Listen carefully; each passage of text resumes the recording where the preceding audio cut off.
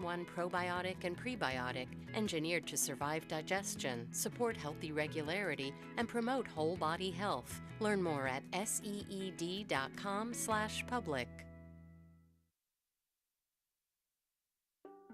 The New York City Police Department has a tool developed with Microsoft that utilizes the largest networks of cameras, license plate readers, and radiological sensors in the world.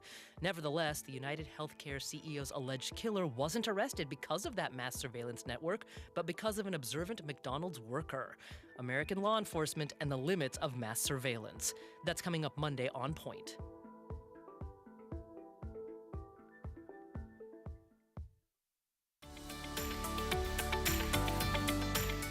WAER, your local NPR station, with support from Excelis Blue Cross Blue Shield. Excelis Blue Cross Blue Shield works with members to find health insurance for every stage of life and is more focused than ever on improving maternal health and making a measurable difference in health disparities in Central New York. Learn more at excelisbcbs.com.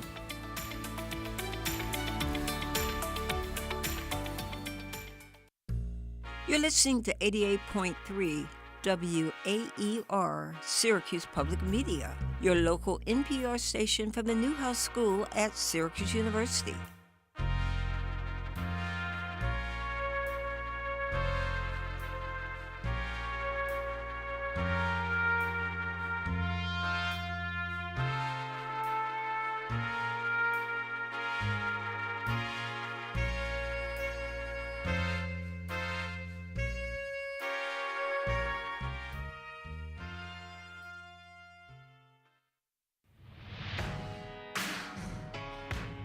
SportsNite, your home for all SU sports talk. Syracuse players, they don't find a player boxed out. They turn around and try to jump up and grab the ball. That's not rebounding. That's not boxing out. That's lazy. It is nowhere close to an overreaction to say that they can go 500 or better in ACC play. I think there's something to be said about that specific phenomenon. 5 guys saying, there's no backup plan. It's just us. Breaking down everything from around the hill. When you get doubled up on your shots and even one more to put a cherry on top, there's no possible way you can win a lacrosse game. You can tell it just dissipates out of nowhere. And it's the in-game adjustments that have hurt Syracuse.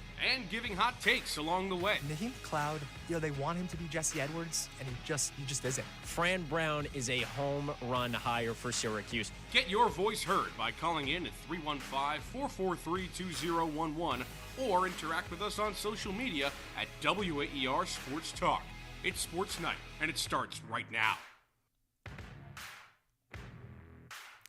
Welcome in to Sports Night, everyone. Here on WAER, we'll be with you up until 9 p.m., starting now at 8 o'clock, alongside Alex Ramol. I'm Skylar Wilkes. So happy to have you with us the day before the big game from the team down south, if you will, in the Washington, D.C. area.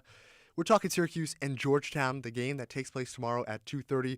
So call in 315-443-2011. Or text us 315-556-3929. Even interact with us on Twitter or YouTube at WAER Sports Talk. Alex, this is one of the last things left of the old Big East. Yeah, this is a conference that is very near and dear to my heart. This is one of the few rivalries that's really kept going through that divide. It's one of the big rivalries even when the conference was all together. So to see it continue, I've really liked that from both of these schools' athletic departments, because it's part of that Northeast basketball thing, right? Like, it matters up here, and this game is one of the reasons why. Some people don't really hold that much of value in the game anymore, but I completely disagree. Well, I am one of those people that holds absolutely zero value. I'm not a longtime Syracuse fan, so maybe that's a part of it. But I think that is. I wasn't around when these two teams were going head-to-head. I wasn't at the illustrious Manley Fieldhouse when it was shut down. I wasn't there back in the late 20s to see this series get underway. This is the 100th meeting. Syracuse leads 54-45. I unfortunately have not been there. So to me, Georgetown is just another team on the schedule. And Syracuse, if you are into those rivalries as a sports fan, it's kind of unfortunate that Syracuse doesn't really have a true rival. I think a lot of fans try to make it Duke. Georgetown is the only thing you theoretically have, but realistically, I mean, unless you're a diehard Syracuse fan, which I know a lot of you fans out there listening are, I personally am not. So to me, this game means absolutely nothing. I understand it. Like I've been following the team for a while, so I have a little bit of a connection to it there. But when you think about it, they're not really teams that are competing for big goals in college basketball. And they're not. That's the thing. They're not even the same Syracuse and Georgetown teams anymore. They're not nationally relevant programs anymore on either side. And it's like it's regional, but it's not that regional. Like people in Central New York aren't exactly running into people from D.C. all the time. No. So I absolutely get it.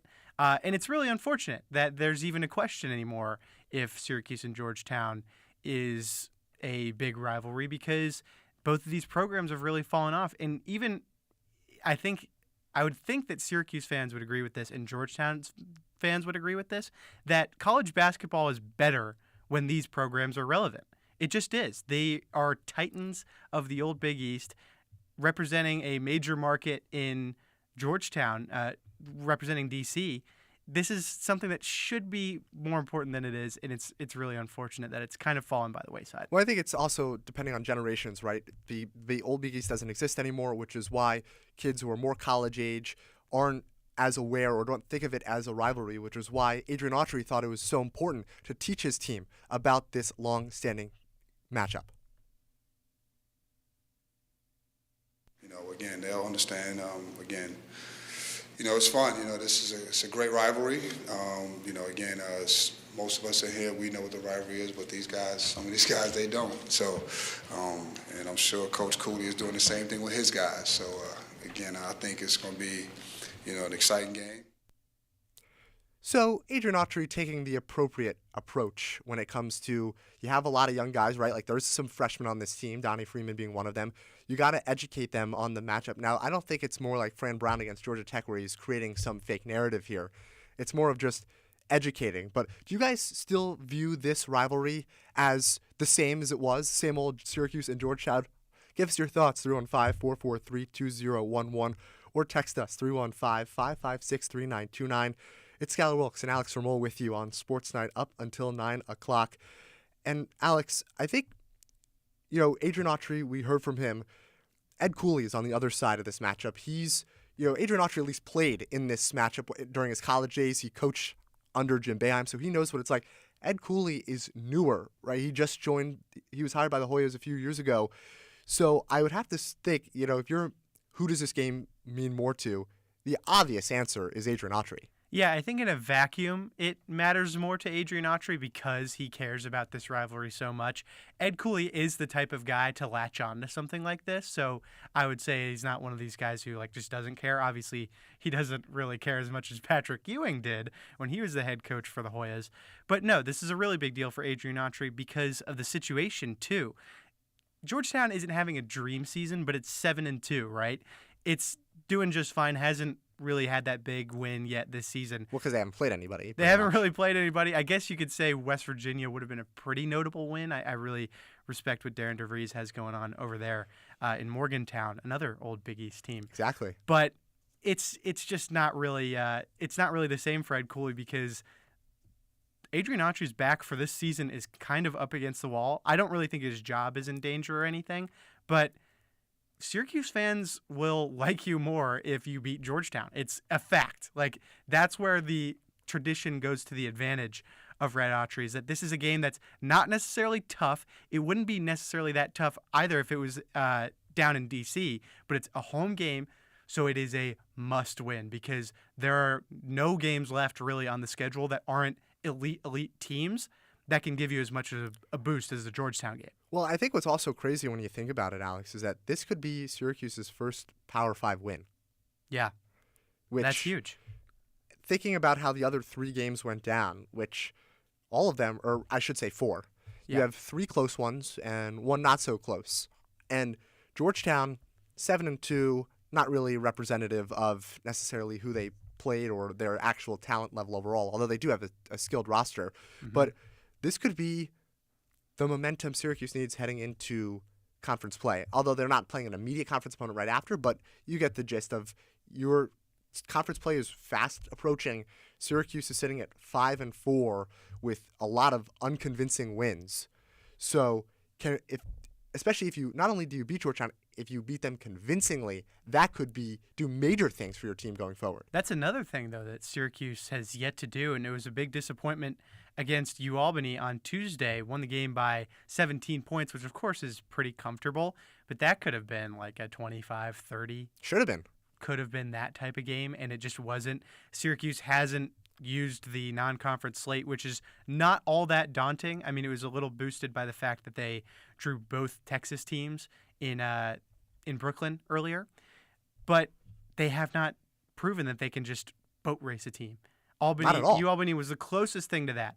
So now you do that against Georgetown. I don't think that's going to happen. No. I think this is going to be a pretty close game because I think these teams are pretty evenly matched when it comes to talent. Syracuse has the edge because the game's at the Dome, and I truly believe that they're the better team. I think it's not crazy to say.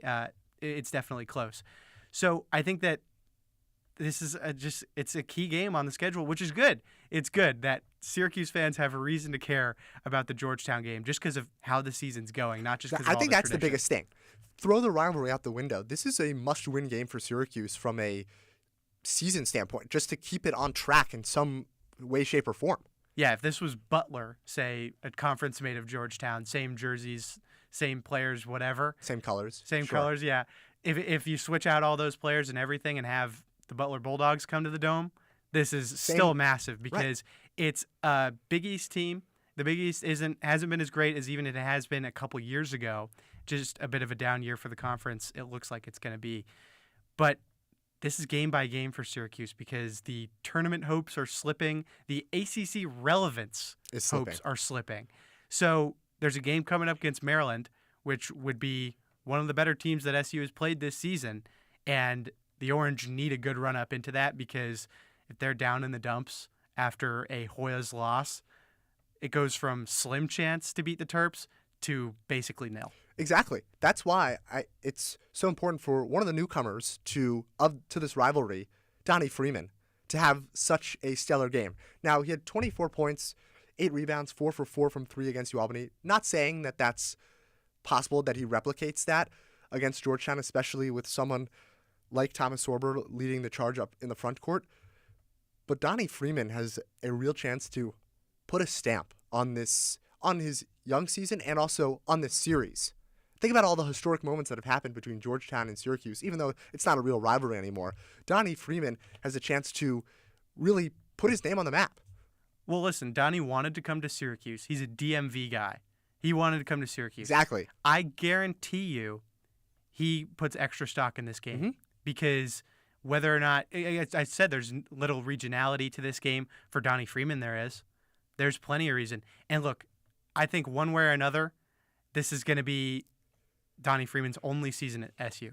I believe that fully, whether it's the draft or transferring or something. I see no way he comes back next year. What are you going to do in your Georgetown game? That's how Syracuse fans will remember you, especially if it is straight to the draft. And this is like the one collegiate season you play in your whole basketball career. What'd you do against Georgetown? Because the season, I'm just going to say, it's probably not going to turn out all that well for Syracuse. But it's one of those things. It's like Army-Navy. I was listening to Bryson Daly talk about how the whole season we could do great. We could win 10 games. Doesn't matter unless we beat Navy. For Syracuse, it's not quite to that extent, but especially in recent years, but it's certainly a factor in how you're looked at when you're talking about Syracuse legacies. Sure. I mean, I think a Duke win this season would mean more than a Georgetown win when all things said and done. That might be a little obvious, but I just think, to me, if I'm a Syracuse fan, and again, I'm not an actual real Syracuse fan, but if I'm looking at the schedule, I'm saying, woohoo, it's a down year for Syracuse, another missed tournament appearance. And, oh yeah, Syracuse beat Georgetown as well, a Georgetown team that is very mediocre. I don't really care. And I think you have a point there, but I think what you can at least say with this game for Donnie Freeman is that it could kind of signal a shift in his role in the team. J.J. Starling is out for a month and a half or so, just for a decent handful of games. So Donnie Freeman has to take over as that top guy. I'm pretty sure that's inarguable. And for you guys at home listening, 315-443-2011. What are your thoughts on Donnie's role as a potential number one for Syracuse? You can also text us at 315-556-3929. Well, I think when the new number one, even when Starling comes back, absolutely not. Because it doesn't really make any sense. You have a dominant ball. Like, that's the thing with Donnie Freeman is he's not he doesn't possess the ball at all times. You kind of like get it to him. J.J. Starling can keep the ball in his hands. He can drive to the basket, draw the defense to him, and then kick it out to Donnie Freeman. You expect Freeman to be that second option because he's probably the second best player on the team. But J.J. Starling undoubtedly is the number one player on this team. Well, you're saying he'd be, even if he was the best player on this team, he would be the number two option, kind of, just because of how little he sees the ball. Like, even a potential number one pick in the NBA draft version of Donnie Freeman is not truly the like general of the offense, because that's quite simply never going to be his role unless he starts stretching out to the three-point line on every possession. It could be his role, but we haven't seen that yet from him at all. I mean, went 4 for 4 from three. That was the first time he made multiple threes in a game all season long. I haven't seen, every time he brings the ball up the court, he's looking for someone else to pass the ball to. He's looking for Jaquan Carlos. He doesn't demand the ball in his hands. I'm not saying he needs to, because that's not necessarily conducive to team success. But Donnie Freeman, I think at this point in the year, for any chance of potentially going into the draft, or at least in the first round, those are out the window. He is clearly not a game changer yet. Well, I wouldn't say that, because a lot of the NBA draft is about what do we think you can be versus what are you? Because these NBA teams, especially with a guy who's only in college for a year, they're not thinking of what this guy did over a few months at Syracuse. That's all they think about to them. They don't really care about it. It's, what do I see in your physical tools? What do I see in how our interview went? And we're talking to you. Do we think that we can take you to the next level? These NBA teams don't care what Donnie Freeman does at SU. They do a little bit. They certainly do. It's great to see a guy have a great college season, but if the guy's 19, there's so much work to be done anyway that I think even after he could have a bad season, and Syracuse could have a bad season as well, there's still going to be a team that could potentially jump at Donnie Freeman at the end of the first round. I don't think that's worth having, because I don't think he's shown enough quite yet. You know, the upside, like you said, Alex, is exponential. But, you know, this is the opportunity. With J.J. Starling out, yeah, it's unfortunate for the team. This is the opportunity for Donnie Freeman to further, get his name back on the map. Yeah. Eyes are going to be on Syracuse and Georgetown, just because, a lot of the scouts in today's NBA are more familiar with the rivalry than I think a lot of, young basketball fans are. Eyes are going to be on it. If Donnie Freeman has another even repeatable game to UAlbany, not necessarily even 24-8, but another 20-point performance, showing off his range, then if he turns that into consistency, the upside is so high, but he plays at such a casual level. You need to see, with the hype that Donnie Freeman came in with, you want to see him take over a game. And, our friend Adam Godkin said it on the double overtime on Tuesday after the Albany game. Social media is not flocking to Donnie Freeman the way they are some other talented freshmen, even the guys at Rutgers like Dylan Harper and Ace Bailey, right? Like, those guys draw attention to him, and it's not the same with Donnie Freeman. No, he's not really that type of flashy player, and I don't really think that will really ever be his thing. I don't know if he'll ever be, really loud with his actions on the court or like his involvement in the game. I think he's more of a connector, hopefully just getting these low post touches and turning them into productive points. Not really flashy, not really just absolutely blowing your mind. Maybe some nice dunks here and there. But again, he's a power forward, and he's a pretty true power forward in that way. But I think, as I said earlier, of all these regular season games against teams that aren't like nationally relevant, aren't like top 10, top 20 teams in the country, it's another game where against Georgetown, scouts will look at this one more because of the history there, because there's an assumption that the players on the court and certainly the coaches and certainly the fans have put more value into this game. So whether it really matters or not, that perception is kind of a reality. And 20 points against Georgetown means more than 20 points against, say, Butler. What might be important is, or how important, I guess, is it to you, Alex? 12 points and 12 assists for Jaquan Carlos against UAlbany. I mean, that was really great to see. It seems like Carlos has been getting better every game for Syracuse, just kind of growing into the ACC thing, right? I know that, those teams haven't really come in yet other than Notre Dame, but he's already faced a lot more intimidating competition than he consistently did at Hofstra. So it's been nice to see him run the floor. It should be, again, it kind of hurts to watch where it should be him spelling JJ and both of those guys being the kind of co-ball handlers there, taking pressure off of each other. But against UAlbany, even though it's not great competition, Jaquan Carlos took initiative and really performed well. Well, let's hear what the point guard himself had to say about his 12-assist performance. Definitely, it was a good feeling. I've been struggling. To the last 2 games, I kind of felt like myself, but the shout-out goes to my teammates. They did their part. They made the baskets. I did the easy part, just getting on the ball. Well, I like him hyping up his teammates because that was the thing. Syracuse shot 63% for the field, which hasn't happened in at least since the stats start showing in the early 2010s. So they were making shots, which hasn't been a consistent thing. But Jaquan Carlos, especially given the performance that Kyle Cuff had, where he had 10 points in 6 minutes, Carlos does not need to continue to be the primary ball handler. Like, they could keep sharing the ball around because, he's been so inconsistent.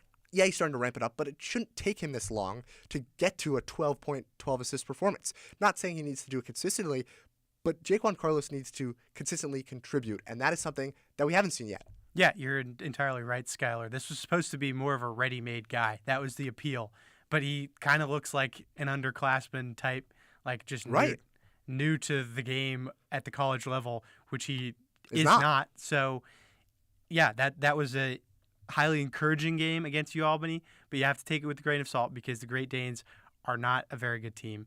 They're very small. It's very easy to dump it down to Adonnie Freeman and Jair Davis when UAlbany didn't have rotation players over 6'8". Yeah, something like that. You're like just a really small team where Syracuse not like a dominant interior team, but that was the game that had to be played against the Great Danes, and they did. So he did his job. Like, there's nothing you can really say negative, but it doesn't really project against, the ACC big teams, or even just coming up thinking about Maryland and Wake Forest. Like, are you really going to be successful if Jaquan Carlos is carrying the ball for you most of the time? Right. I think the best way, especially with J.J. Starling out of the lineup, is to spread the rock around. Don't be too predictable. I think Jaquan Carlos has shown a tendency to be unreliable with the basketball in his hands, and you don't want that to be the case heading down the stretch, heading into a rivalry game against Georgetown. And fortunately, we can talk more about the Hoyas and Orange coming up because our reporter, Ian Nicholas, joins us to talk about this long-storied rivalry. All that coming up here on SportsNite.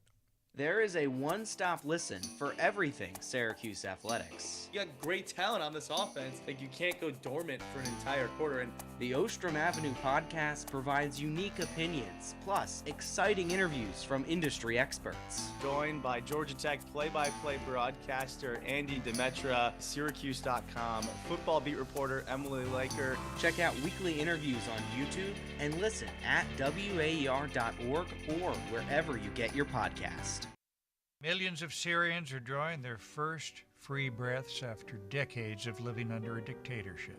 For the last 54 years, we did not have a country. Today, the Syrian people have the chance to have a country, and they are feeling the concept of citizenship for the first time. Syrian composer Malik Jandali, Saturday on Weekend Edition from NPR News. Saturday morning from 8 to 10 on WAER. My baby's gone. The Steel Wheels are back on Mountain Stage this week, along with Leslie Mendelson, Peter One, Upstate, plus Buffalo Wobbs and the Price Hill Hustle. I'm David Mayfield, sitting in for Kathy Mattea this week on Mountain Stage. Hi, this is Trent Wagler of the Steel Wheels. Join us this week in live performance on Mountain Stage. Sunday from noon to 2 on 88.3 FM WAER.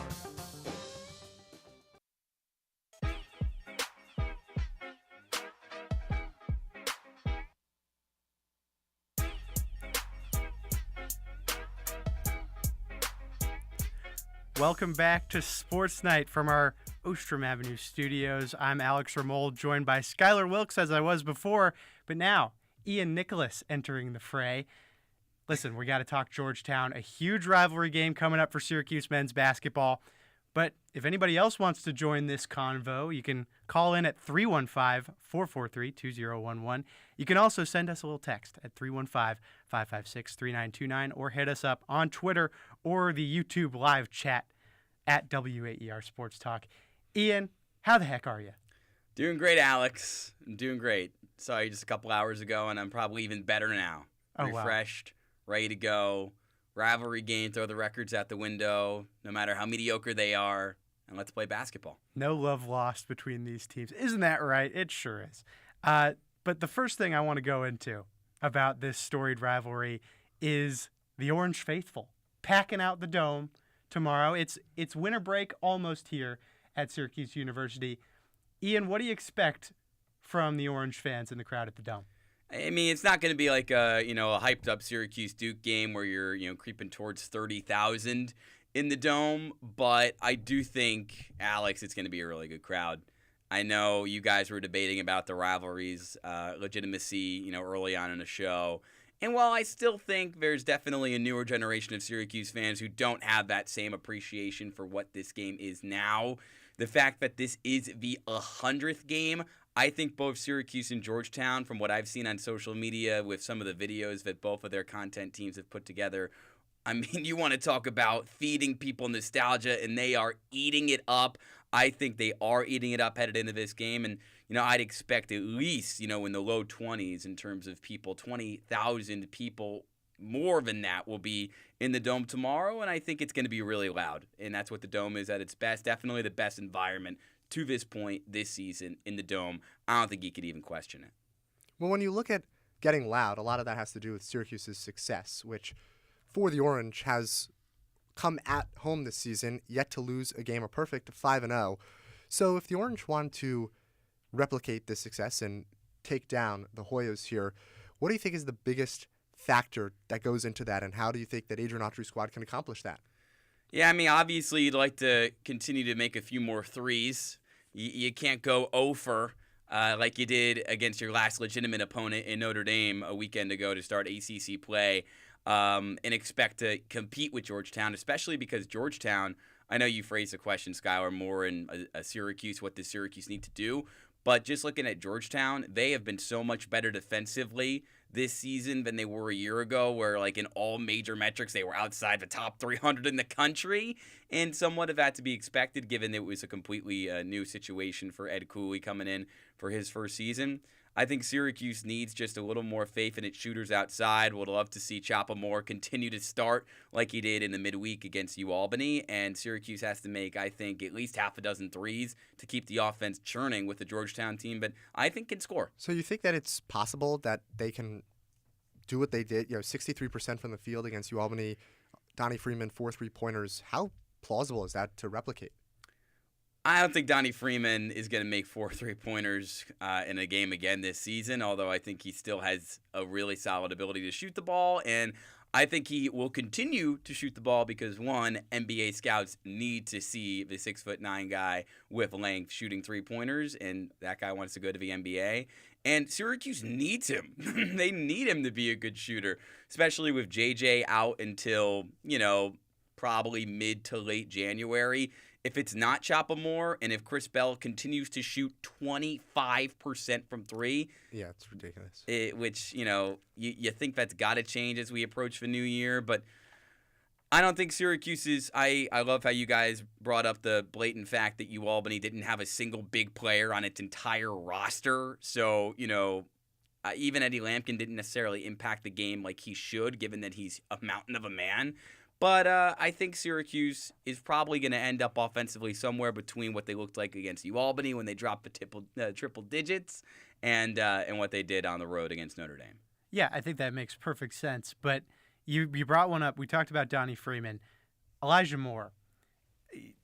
Fans have been looking for him to kind of replicate what he did against Tennessee, even though that was not really a game that was ever in play for the Orange. Elijah Still Moore, impressive. Still very impressive because Tennessee's a great team, but it kind of felt like the Vols let him have his because They didn't have anything else. Yeah. They knew that the rest of the team was not up to snuff, at least on that night. So we talked about it for Donnie a lot in the first part of our show. This is a huge game for Elijah Moore, a guy who's more likely to have a longer Syracuse legacy than just a single season. To get a guy that Syracuse fans may be envisioning as that dude after J.J. Starling leaves town, or just somebody to lead that offense for the next season or so. Starting out with a big game against Georgetown would be a really big deal. Well, I mean, he's already had 2 big games. It's kind of like he's either going to do it or he's not. I don't think whether it happens against Georgetown matters. Yeah, but I think you're in a season like this where I don't think Syracuse fans are as engaged as maybe they are normally because the team is not at the level that it has been in the past, that these types of rivalry games are things you can cling to. And I think that totally applies for Moore. It applies for Freeman. It applies for everybody. If you put 24 points up against the top 5 scoring defense in the country, that means a lot more than putting it up against Georgetown. No, because the Georgetown game will be a good game. It'll have a lot of eyeballs for sure, even if it's not, ACC, SEC Challenge on ESPN like Tennessee was. But I think the bigger point of this, going back to can Syracuse replicate what it did against UAlbany, no offense to Kyle Cuff and Jaquan Carlos, they're not combining to score over 20 points against Georgetown. So if you want any production offensively from your guards in this game, I don't know what you consider Lucas Taylor, but he hasn't provided you anything on offense. Come on. Right. Defensive specialist Lucas Taylor. He hasn't provided anything really on the season offensively either. Chapel Moore needs to score 15 to 20, just like the Orange needed to do in really their biggest home game to this point against Cornell, the best opponent that came into the Dome, not named Georgetown to this point. Chapel Moore needs to give you 15 or 20, I think, just to have a chance against Georgetown at the end of this game. Yeah, and you bring that up because having a chance is really what is going on here, because this is a solid Georgetown team, at least. Not blowing the doors off of any expectations. They've won the games that they've supposed to win. They've lost the games that they were supposed to lose. So, Ian, what do Syracuse fans have to watch out for on Georgetown? If you have any questions for Ian Nicholas about the Georgetown Hoyas, you can call in at 315-443-2011 or text us at 315-556-3929. Who should these fans be looking out for, Ian? Well, I think the most exciting part about this matchup from an encore perspective, given that, J.J. Starling's not playing in this game and he's usually good for a couple big moments a game scoring-wise, is you hope Donnie Freeman can continue to do what he's done. And if he does, then he has a really fun matchup, Alex, with Thomas Sorber. Sorber, I understand if nobody understands that name up here because he honestly, he is a freshman, but he wasn't like this highly touted recruit from the Philadelphia area, and Syracuse did pursue him, but, Ed Cooley has landed him, and he is not playing like a freshman. Just like Donnie, who's averaging, 14 and 8.5 for Syracuse, Thomas Sorber is averaging 15.5 points, 8.5 rebounds. He leads his team in blocks. He has the most blocks among any freshman in the country. He's hit a couple threes as well, not 4 in a single game. I think he's got like 4 on the whole season, and he's a big guy, right? I mean, I don't know how often we'll actually see Donnie up against Thomas Sorber because Sorber is 6'10", 250, and Donnie is 6'9", I don't know, 200, so soaking wet. So you think it'll just be Sorber and Lampkin going back and forth? Yeah, and, we've talked a lot over the last couple weeks, Skylar, about, Eddie Lampkin's ability to play a full game and, his back problems and, it already kind of looks like he's laboring every time he gets up and down the floor. Thomas Sorber's going to put him to work. This guy could be a first-round pick in next April's NBA draft. Well, listen, Eddie Lampkin... Next June's NBA draft. Oh, my gosh. Sure. That's crazy. Well, Eddie Lampkin has already drawn the ire of Derek Coleman for not performing up to that 44 number on his back that DC and John Wallace wore for the Orange. Yeah. This would be an opportunity. Go up against a great big man, even though he's just a freshman, in Thomas Sorber, and win that ugly battle down low and be the difference in a win with the Orange over the Hoyas. That could be a big deal. 44 means more to this than this actual matchup does to the university. Gosh. So, Eddie Lampkin has a lot more weight on his shoulders carrying that jersey, and he hasn't really delivered recently at all. And this is a team that needs that big man presence. I mean, Donnie Freeman because of his ability to stretch the floor, they don't have a real anchor like a Jesse Edwards type. Not that he's an easy player to replicate, because he's not, but Eddie Lampkin, you talk about Elijah Moore with the statement game. Like, this can be Eddie Lampkin's statement game. This could quiet the legends. You put up phenomenal numbers in a number 44 jersey against Georgetown, that could be legendary. It absolutely could be, because nothing like, sorry to cut you off, Alex, good. nothing like a guy who's played at 3 different schools saying, you know what, the rivalry game is the game where I'm going to decide to turn it up another Well, this is notch. the same guy who said, I'm at my 3rd school, I'm going to take the most legendary number at the new school. Colorado and Colorado State doesn't get the same clicks on the hardwood as it necessarily as Syracuse and Georgetown. So I understand. No, it's been pretty exciting on the gridiron in recent years, but not an amazing hoops matchup, though the Rams have been pretty solid recently in Mountain West play.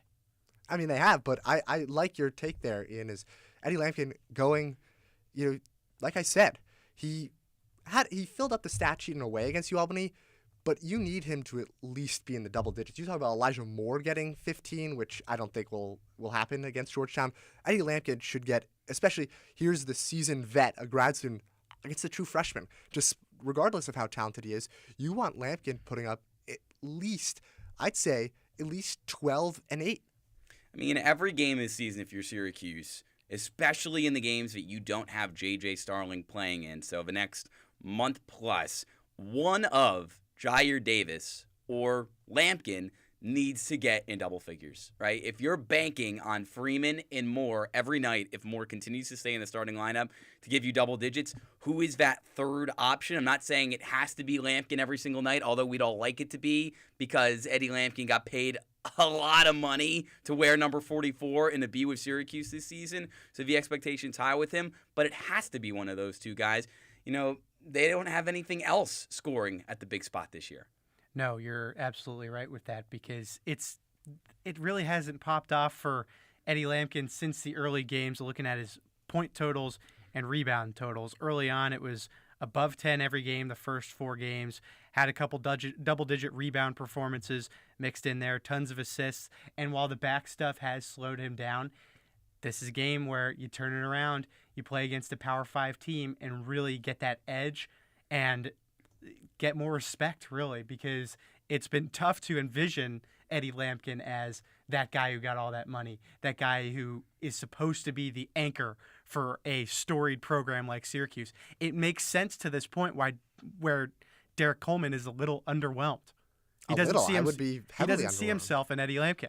Of course not, because his play actually contributed to success, and Eddie Lampkin's really hasn't quite yet. Like, if they gave the number to, I know we're going down a crazy rabbit hole here, but if Donnie Freeman was wearing the number, that would make a lot more sense. You could live with that. Because it's, the billing of the best ranked recruit for Syracuse since Carmelo Anthony. They play roughly the same position. There's just so much more upside and excitement with Donnie Freeman than there is with this stopgap center, right, who's just rolling through town for 1 year. And maybe Donnie is too, but Donnie just means so much more to the long-term future of this program and what it tries to get back to compared to Nikola Jokic light. How do you guys at home feel about a guy who could be a stopgap center for Syracuse and Eddie Lampkin? Interact with us on Twitter at WAER Sports Talk or hit up the YouTube live chat. I didn't know it was controversial to call a guy who's only got 1 year of eligibility. I don't know why you emphasize stopgap there. I think stopgap has a reputation because bridge quarterback, whatever. Well, there's a difference between a guy who's going to be there for 1 year. There's a difference between Juan Soto and Alex Verdugo. You mean Alex Verdugo? Sure, I do mean. No, you know what? I'm not going to disparage him. He put in a solid shift for the New York Yankees. I'll say it. But is the difference stopgap or mercenary? Kyle McCord is going to be at Syracuse for a year, pending some crazy waiver that gets passed. So he's set himself up pretty well with Syracuse fans. Yes. They're not going to think of him, Kyle McCord, stopgap, just to get to the next guy. No, you're totally right. From Garrett Schrader. The guy got votes for the Heisman Trophy. Yeah. It's unreal. Which we'll get into his Heisman case later on in the show, or his Heisman, I guess, results candidacy. There. Yeah, he is technically a candidate. He got votes. But Eddie Lampkin has a chance to really fix his reputation in a game against Georgetown. Even if it wasn't Georgetown, as Skylar was saying earlier, it's the first Power 5 win of the year if Syracuse gets it. And that's the thing. How do you think Lampkin or whoever is guarding Thomas Sorber, how do they handle him? I mean, he's an old school big, right? Which is quite fitting for a rivalry where when you think of it from the Georgetown perspective, I'm not comparing Thomas Sorber to these guys, but this program is built on the legacies of the late Dikembe Mutombo, who, obviously just passed away recently, but also Alonzo Mourning, Patrick Ewing. I mean, those are the three best players, Allen Iverson too, who's very much not a big man. But you get my point. My point is when you think of Georgetown, you think of these big, hulking giants, and Roy Hibbert too, in the final days of this rivalry, actually meaning what it used to mean as the Big East kind of waned off and turned into what it is today. I'm not saying that Sorber is anything remotely close to those guys, but what I am saying is his play style and him being the best player on the team is just kind of funny. It really is. Well, the guy has been a big fan of Thomas Sorber, of course, is his head coach, Ed Cooley. We'll hear what he had to say about his freshman big man. I think people see Thomas's athletic ability and his skill set and his toughness. He's one of the nicest young men I've ever coached, and I think the best is yet to come for him. He has a chance to be one of the special young players in the country. Yeah, one of the special young players in the country is a pretty apt description of Thomas Sorber, but that's not all that Georgetown has going for it. Some smaller guys that really get the engine going. Ian, who should Syracuse fans be looking at from the guard spots on the Hoya roster? The one guy that I've been thinking about a lot since we started talking, because we've talked a lot about Eddie Lampkin and the pressure that was on him to perform, coming in here and getting a lot of money to be playing for Syracuse this year, is Malik Mack. Because, first of all, Mack was actually a player. I was thinking throughout the week, why do I know who Malik Mack is? He transfers from Harvard, Ivy League Rookie of the Year last season, and I read an article today. He was high school classmates with Donnie Freeman in the D.C. area.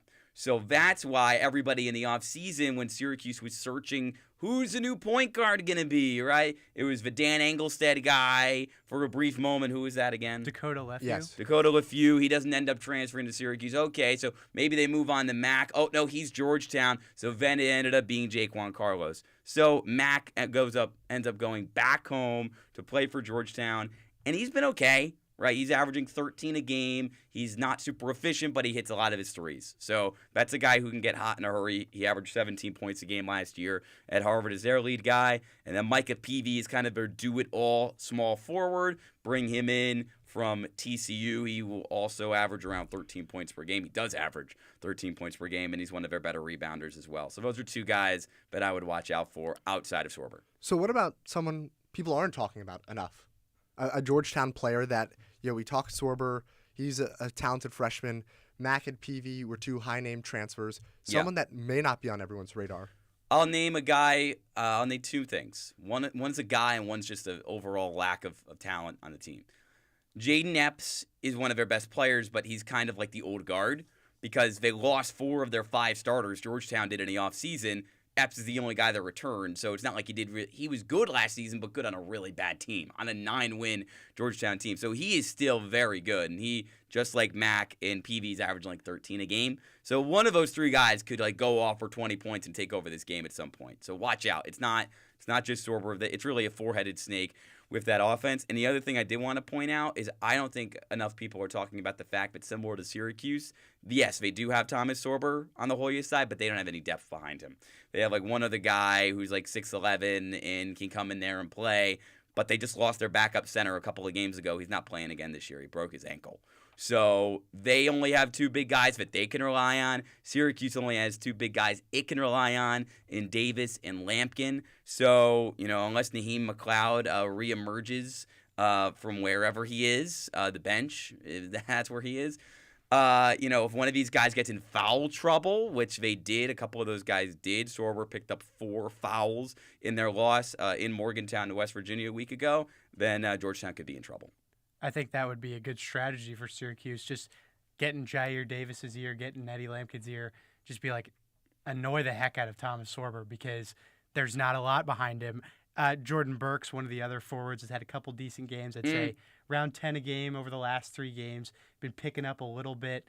Former Kentucky transfer. Yeah, he's about 6'9", so not a huge guy, but someone who could definitely stick around with a Donnie Freeman. So it's obvious because there's a lot of depth, I think, at the guard spots. That trio of Epps, Peavy, and Mack, I think, is really solid when you're talking about smaller guys. But on the big guys, it's really just Sorber. So foul trouble for him will be a huge thing to watch. Hopefully, Syracuse fans will want a home whistle against Thomas Sorber because that could really turn the tide. These two teams are way too similar. Like, I know J.J. Starling, without him even there, right? Like, you have an impressive young freshman big man, and then you have really talented backcourt depth. It just seems like, and a heavy amount of transfers, it just seems like these teams are like similar, just like they were back in the day. Well, it seems like it would be Georgetown kind of the improved version of Syracuse, like maybe what Syracuse fans were expecting, because I remember when Jaquan Carlos was announced to come over to SU, it was like, all right, there's your backup point guard. Now that's your starting guy. So Georgetown went out and got that guy. It was Malik Mack. That was that dude that Syracuse fans wanted, and he's in a Hoya jersey. I mean, at the end of the day, just remember that it stretches beyond the players who are playing for this team right now. These two programs are in very similar spots. You know, Skylar, I know you've mentioned a lot tonight that this rivalry doesn't mean jack. And it doesn't from the grand scheme. But for these two schools, there's a reason why they keep playing it, and it's because they're clinging to what they were.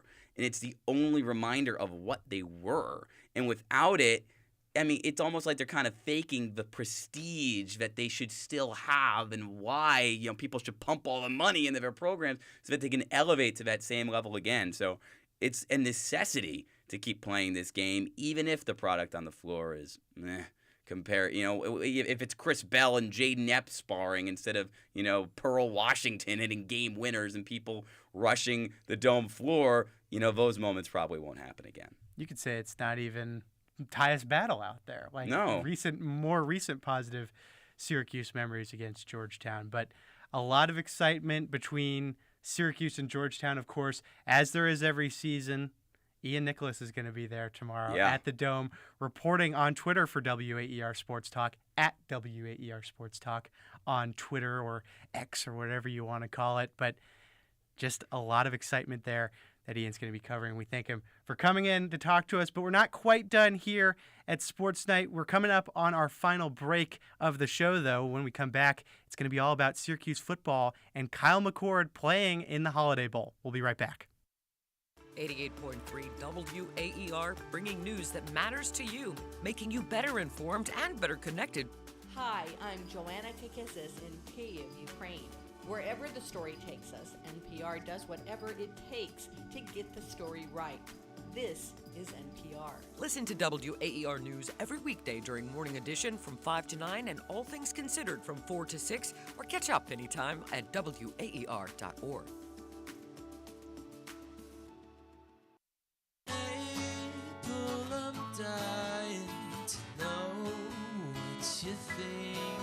Next year marks the 20th anniversary of longtime indie rock outfit Local Natives. They just put out a pair of albums, but I'll Wait for You and Time Will Wait for No One. We'll feature songs from those records in a mini concert with Local Natives coming up on the Next World Cafe. Saturday afternoon at 1 on WAER. We know you've got a lot to do in a day, and sometimes it may not be easy to tune in at exactly the right time to catch WAER News. But WAER News is always available, wherever and whenever you are, without a paywall. Visit our website to use our live stream or catch up on local and national news, as well as podcasts on our website at WAER.org.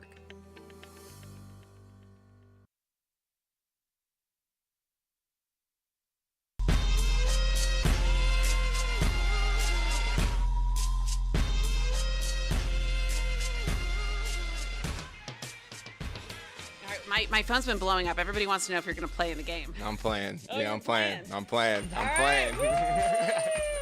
I'm playing, yeah. It's official. It's official. All right. Well, that's pretty big news. Kyle McCord is playing in the Holiday Bowl against Washington State 2 weeks from now. and we're here to talk about it on Sports Night. We've got you for another 12 minutes.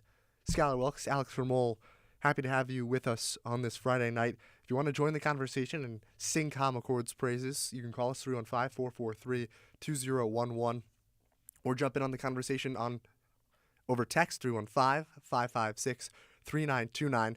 And, of course, join it on Twitter as well at WAER Sports Talk. And I don't really get I guess it's big news in the sense that it's official, but Kyle McCord, the draft stock isn't there, where he's not a perennial a bona fide day 2 pick even. It didn't make a whole lot of sense for him to bail.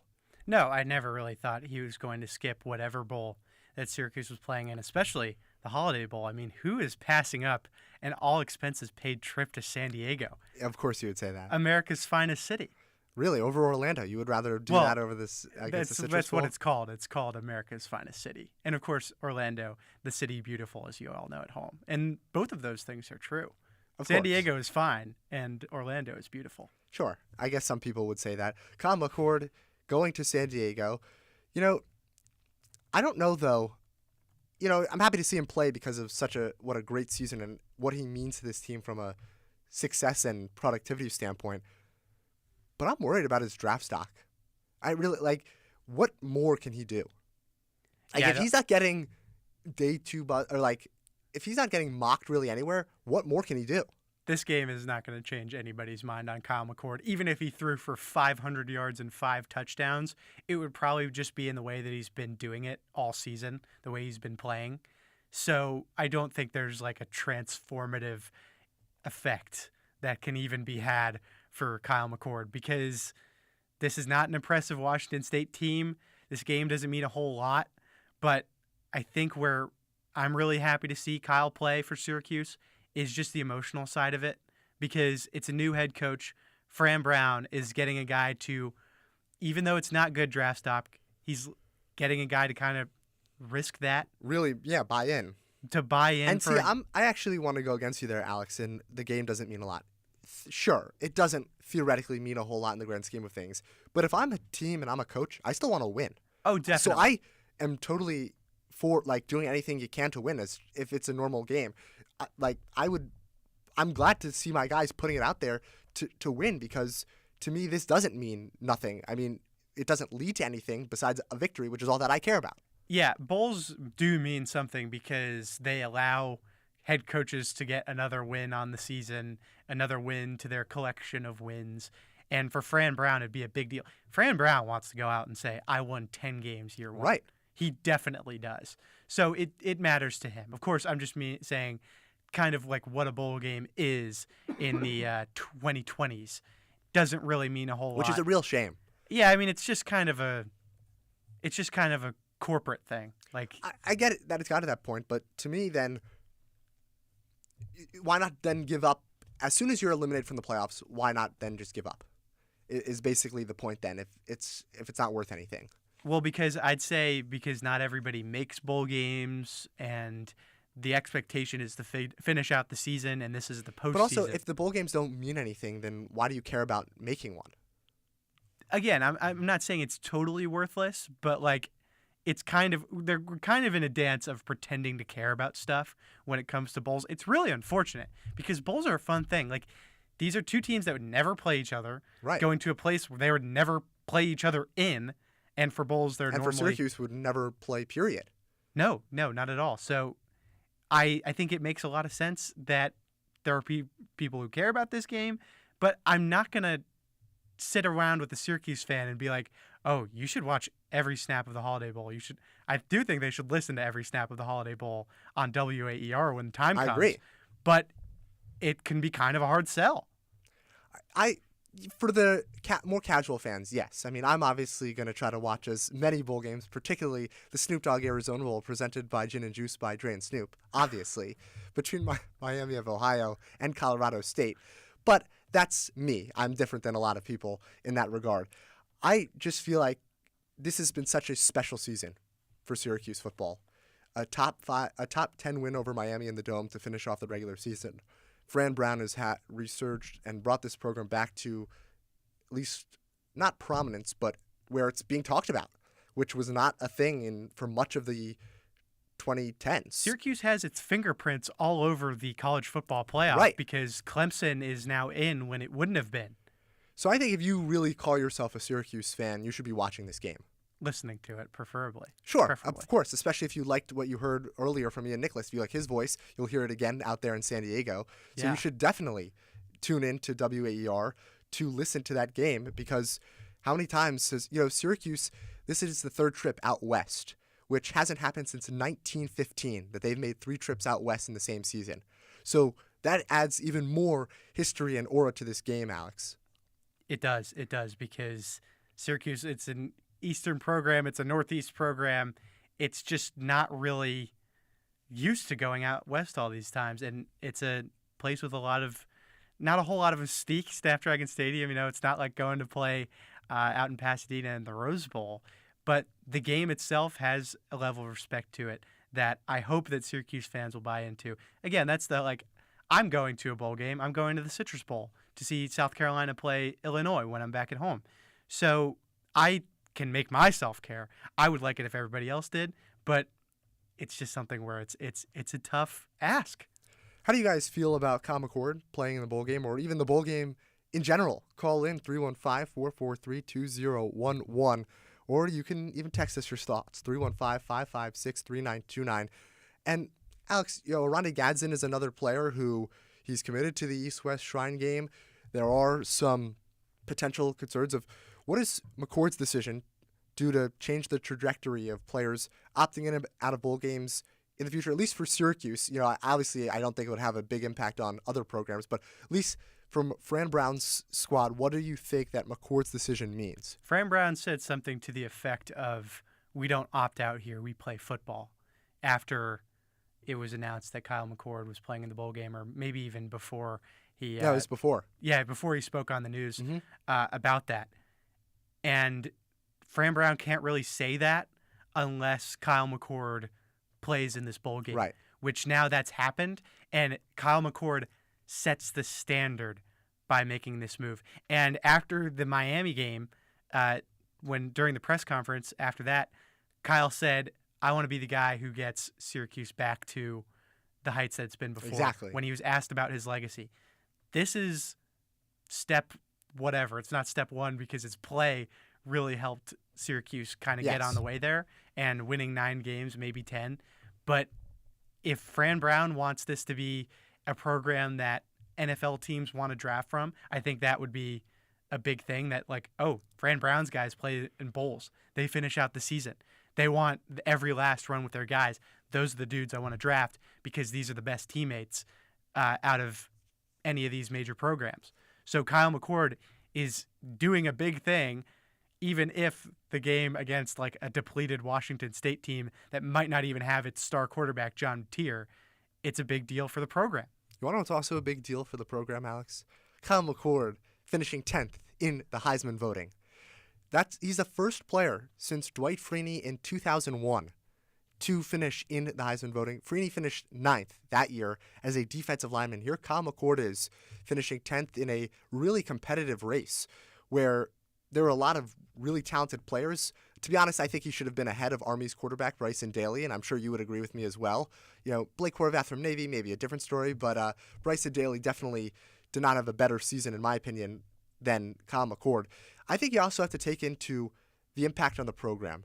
And Kyle McCord, you talked about what his legacy is going to be.